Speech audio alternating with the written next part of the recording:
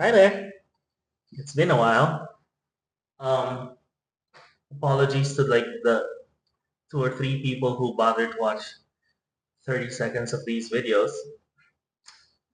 The world has been, well, pretty shit lately.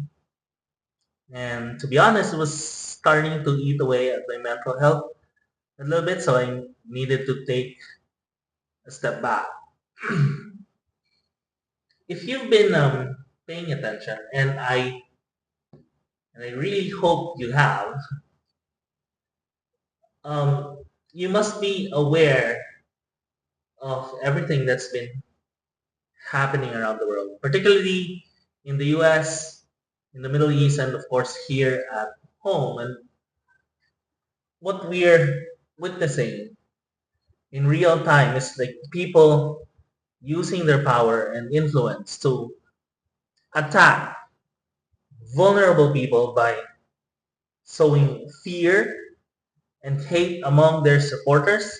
There have been tangible attacks on scientific and academic institutions and on journalists, doctors, lawyers. See those same powerful and wealthy people are wielding their influence to divide people, like not just based on differences of opinions, but like differences in reality by simply repeating a blatant lie over and over again until your cult of supporters don't even question it anymore. And I don't know if you can feel it, but it's a really difficult time to be a teacher right now. And we're not even talking about like the challenges of artificial intelligence. So I'm talking about having to deal with very real stupidity. I'm talking about teachers getting caught in the crosshairs of a polarized society. And look, believe me, I understand how parents can feel concerned about the possibility of teachers imposing their personal beliefs on their children. There's some validity to that. But there is a point where the sweeping nature of what people decide is partisan begins to cross a line, and things that should count as just basic human decency or fundamental academic rigor suddenly get framed as an ideological agenda and then weaponized against both the teachers and the education system as a whole. Think about the teacher in Idaho who was reprimanded for posting an "everyone is welcome here" sign. Or more recently, think about the OSU student who, her personal and religious beliefs aside, received a failing grade for writing an objectively bad academic essay. And yes, I read it, which she then framed as, quote, religious persecution in order to sue the teacher. Like, this is ridiculous. So we need to talk about politics in the classroom. And the argument that comes up every single time is something like teachers should just teach their subjects and not bring their politics into the classroom. There's just one problem with that. Those subjects are not being taught in a vacuum.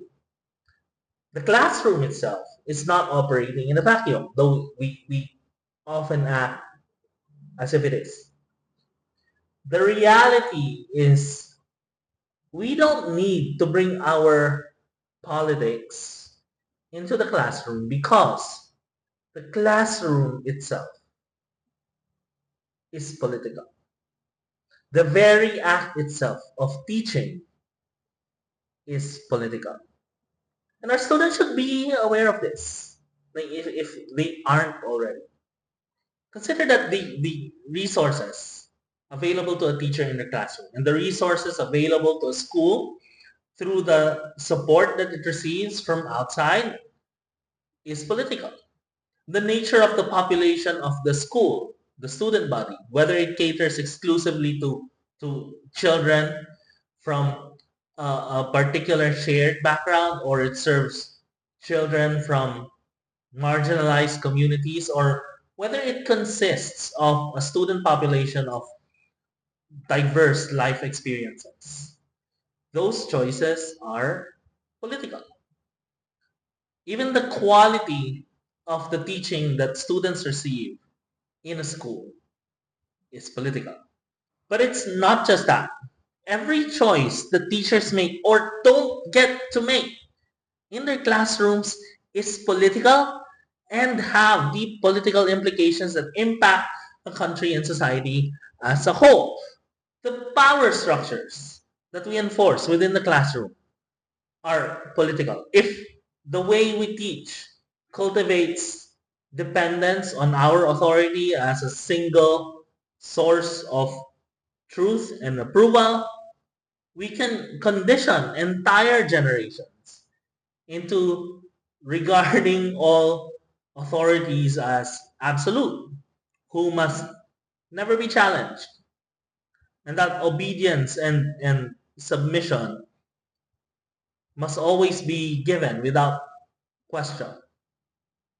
If instead we demonstrate the kind of leadership that invites collaboration and seeks consensus and values both the consent and dissent of their subordinates, then we demonstrate what it means to participate in a democracy.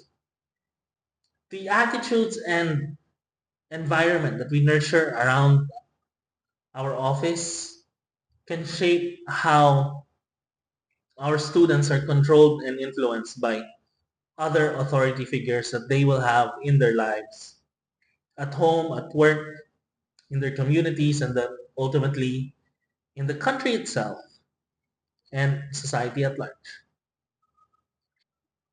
The way we treat our students and how we respond to their behavior, their failures, their successes, whether we choose to model compassion and understanding and empathy, or we choose to be mean-spirited and respond more harshly and indifferent to the nuances of their individual experiences and struggles.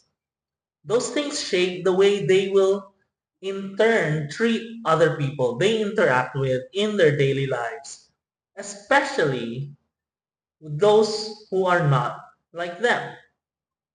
But the subjects we teach, each in turn, have their own political implications, even when we're not actively talking about a political issue. I think most people might consider mathematics as a politically neutral subject. This is not so. To teach mathematics is to equip students with the quantitative literacy that we need to ultimately understand statistics like crime rates, disease mortality rates, risk analysis, prediction models, the concept of outliers. In other words, to know mathematics is to have the ability to scrutinize the data that government officials use to create policies that in turn affect people's lives. And furthermore, to understand mathematics is to understand what counts as sound reasoning and valid proof. So to know mathematics is to know logic and therefore to have the ability to know when political arguments and justifications simply don't make sense. And what about science? Well, why do you think scientific and academic research institutions are under attack at the moment, especially in the US, where the government recently released a list of banned words in scientific publications? Is because scientific research has the power to disprove and invalidate politically motivated narratives. And understanding science, and specifically scientific research, it's not just about knowing what is true, but about understanding what makes a scientific result a fact and what counts as good and bad research.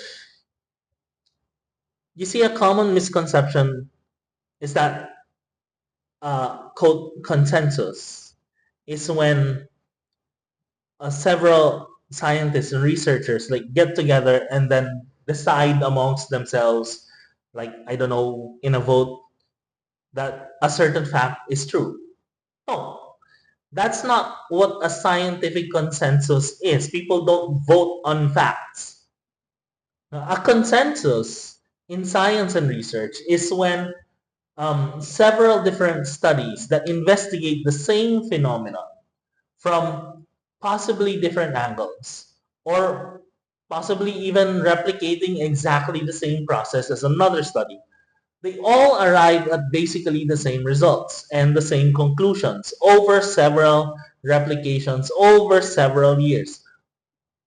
So to understand science is to understand that when someone wants to challenge a scientific consensus, it's not enough to simply say that you disagree or present a single outlier study that diverges from the consensus.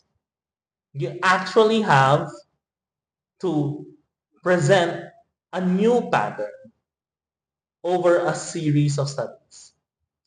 Now, literature and history, those are quite possibly the most politically charged subjects of all, though in slightly different ways. You know, one tends towards fiction while the other deals with real people and real events. But either way, both subjects tell us stories about our humanity.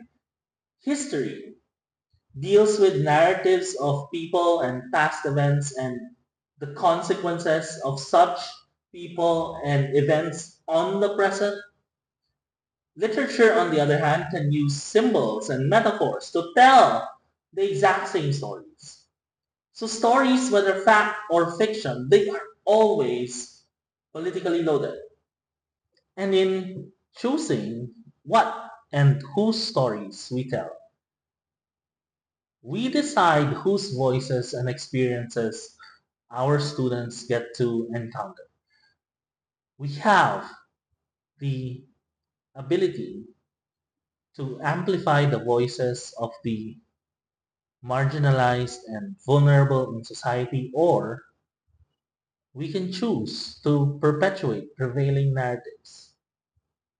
We have the ability to empower those that society typically ignores, or we can become complicit in keeping them silenced and invisible. Narratives and framing dictate beliefs, which in turn dictate policies. To teach history is to teach people to recognize patterns that in the past have led to the darkest periods of humanity. And to teach literature is to help people imagine what might happen if a certain pattern in one person or in an entire society is left unrecognized and unchallenged. So it's easy to see why those who seek to control a people seek most to control the curricula of courses in history and literature. Most importantly, All subjects, when taught well, are meant to teach students to think critically and creatively. What that means is having the ability to read and to write, because literacy is a political issue. When a person learns to read, and more importantly, they develop the habit of reading, he gains access to a world of information and stories that might otherwise have been denied him. He gains the ability to understand the perspectives of others and to metaphorically, put themselves in that person's shoes. It means knowing that to empathize with someone is to understand them, even if not necessarily to agree. And when you can empathize with a person whose experiences you don't share, it becomes harder for others to dehumanize and villainize them, which is an important step to getting you to consent to their oppression. Also, to read is to gain access to fiction that can open your imagination to like a universe of possibilities.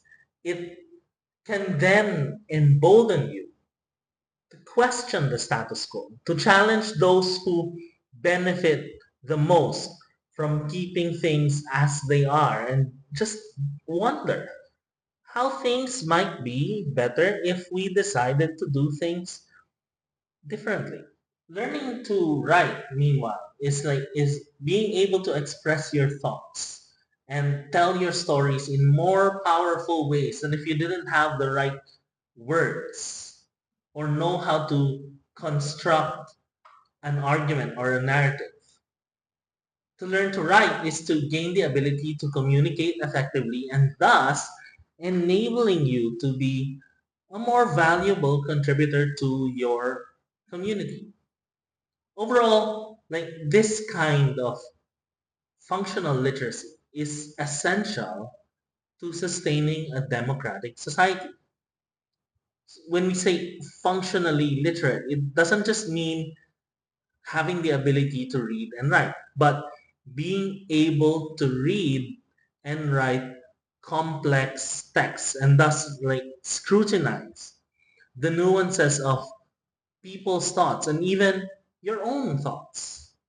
It means gaining the ability to understand uh, laws and policies and to scrutinize candidates' platforms and agenda during elections, to see whether it matches their track record and whether it is actually what society needs. It means understanding your rights and freedoms as a citizen and as a human being. Um, it means like having the ability to identify the issues and forces that can potentially undermine a democracy and thus having the power to protect and defend it from the threat of anyone who's driven by greed and a lust for power.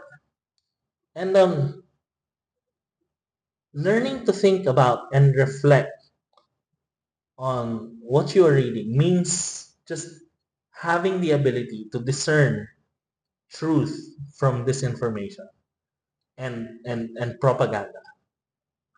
That means it's infinitely harder to to bullshit a person who thinks, because to think is to liberate yourself from total dependence on your emotions and specific personalities to shape your beliefs and opinions.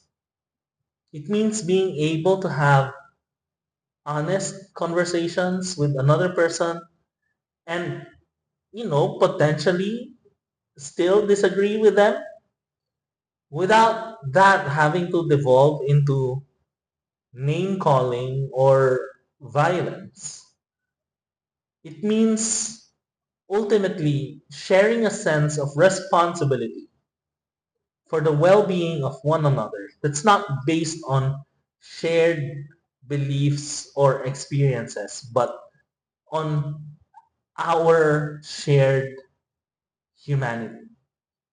So ultimately, understanding the stories, the science, and the statistics around issues like mental health, gun violence, gender constructs, climate change, crime, abortion, racism, healthcare, vaccines, poverty and privilege, minimum wage, welfare systems, the economy, taxation, etc., etc., etc. All of these are dependent on the subjects that we teach in school, whether or not we actually talk about those specific issues themselves.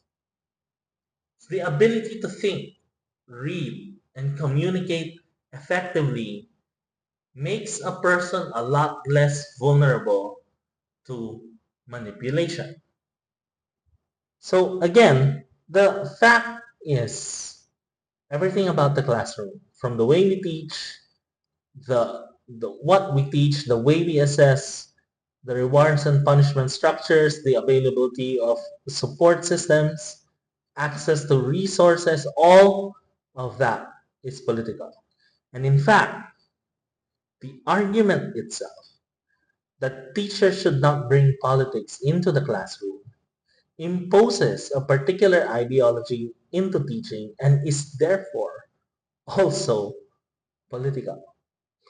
So the next time someone says teachers shouldn't be political, you really have to ask yourself why certain groups and people are so desperate to control what is being taught in the classroom and how, and who benefits and who suffers when those efforts succeed.